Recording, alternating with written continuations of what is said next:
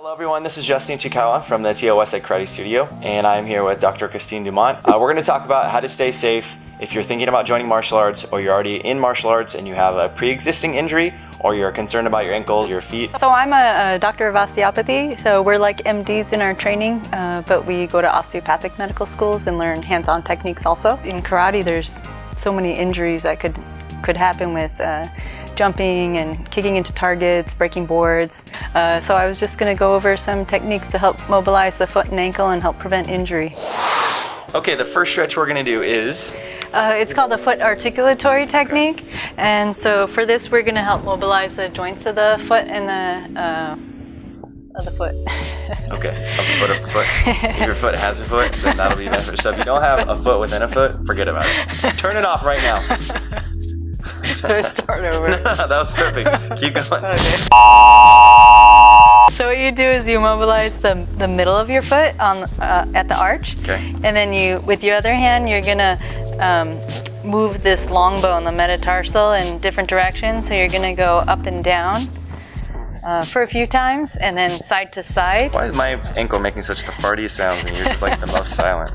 It's not me. You rotate like side Beaker from the Muppets over here.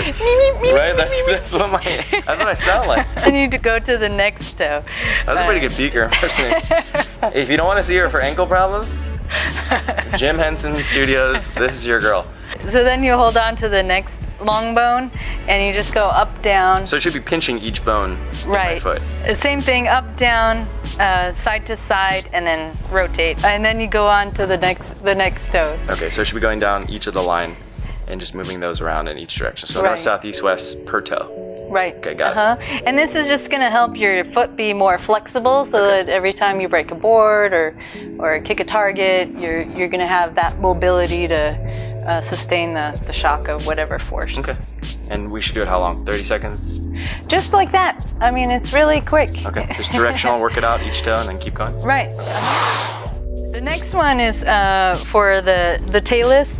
This bone is part of the ankle joint, and with any kind of ankle inversion, like twisting your ankle or that foot lock, it can shift forward a little bit, and so this kind of helps bring it back. So if I'm doing like a round kick, like the point of the toe of a round kick, that would be kind of beneficial to...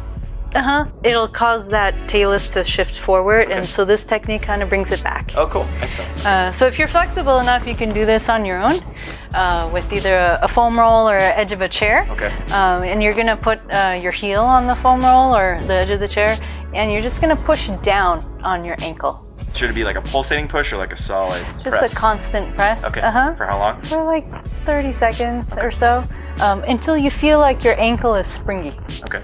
Now, if you're not flexible enough, then you can have someone help you. Okay. So what I'm going to do is I'm going to grab your ankle and just kind of stabilize it, and I'm going to push on that ankle like that. Again, just for like 30 seconds. Okay. And it should be free like this, or should it be on something?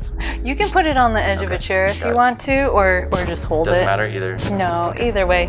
And so with that pressure, you're helping relax the fascia around the ankle. Okay. Until you feel like it's springy. If it's still stiff, then you can keep doing it. Okay. So for the next technique, it's a calf stretch. Okay. And so I like using a stool or a step or a curb because you can use your body weight to stretch out. And what you do is you just put your foot on the stool and then hang your heel. So I'm using my body weight to stretch it out, stretch out the calf. And if you add a little bit of a bend to the knee, you'll end up stretching the soleus, which is down lower. Okay. And this is similar to the front stance, a stretch for the calf, but just make sure that the toes are pointed forward so you get the maximum stretch. If I'm in this, how long should we be doing the stretch for each? For like 30 to 60 seconds. Okay, so maybe if we can make it work to where, let's say we're doing like punches, you could be practicing blocks in your front stance, but the main idea is bending the front knee, locking out the back leg, but both feet have to be flat on the ground. Right.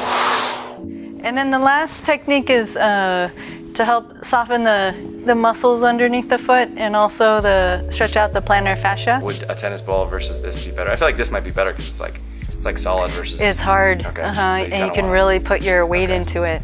We're going to use this as screamer stick, and pretty much you just roll your foot over it. And you can use a lot of pressure if you want. If you do, you'll mobilize more of the the bones, the joints in the foot. You can use anything at home, like anything cylindrical? Right, broomstick, Okay. What are some tips to win you can give us if I'm a new student coming into a studio? It kind of depends on what your body's like. If it's more on the tense side or your joints are stiff, muscles are tight, then focus more on stretching. Okay. But if you're on the hypermobile side and you're prone to injuries. If you say hypermobile, what does that mean exactly? Where your fingers are like really flexy or your elbow goes back. Like yeah, in that situation, then you want to focus more on strength. Okay. Strengthening your joints and then icing as soon as possible whenever there's any kind of injury. What are some tips you can give somebody who has an already pre-existing injury if they have a foot or ankle problem, or they tore like a calf muscle or something like that? I would just be aware of your limits and know that your body's going to tell you if it's in pain and how far to go. Okay. And if there is a lot of tension or pain in the mornings, then it means you need to baby it. Okay. Whether that's stretching or ice packs or soaking in warm water, whatever it may be, it's pointing to you that you need to take care of it. So thank you again, Christine, for coming on. I really appreciate that. If you guys like what you saw, then please comment below. If you have any questions for Dr. Dumont, let us know. Again, this is no substitution for actually going to see a doctor. Not that she's not, but this is a YouTube video. This is not a doctor's office, okay? So thank you again so much for coming out. I'll see you guys next week.